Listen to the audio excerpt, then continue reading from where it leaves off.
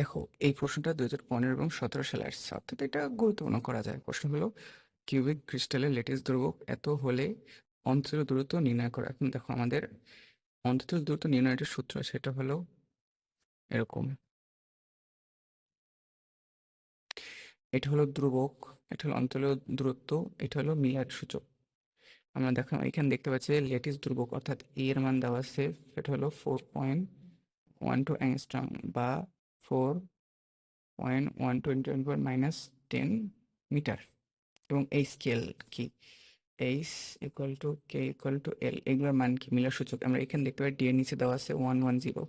এখানে প্রথম 1 হলো এইচ এর মান অর্থাৎ 1, দ্বিতীয় 1 হলো কে এর মান অর্থাৎ 1, এবং তৃতীয় 0 হলো এল এর মান অর্থাৎ সেটা হলো কি 0। এখন এই মানগুলো আমরা এই জায়গায় বসাই দিলেই আমরা ডি এর মান পেয়ে যাব। ঠিক আছে, এর মান আমরা জানি 4.12 × 10⁻10 এবং এইচ এর মান জানি 1² + 1² + 0², তাহলে হয় এখানে √2 পরে থাকবে 4.12 × 10⁻10 দ্বারা। এখন আমি ক্যালকুলেটরের সমাধানটা করে নিই। দেখো, ক্যালকুলেটরে করার পর ফলাফল আসে 2.91 × 10⁻10 মিটার।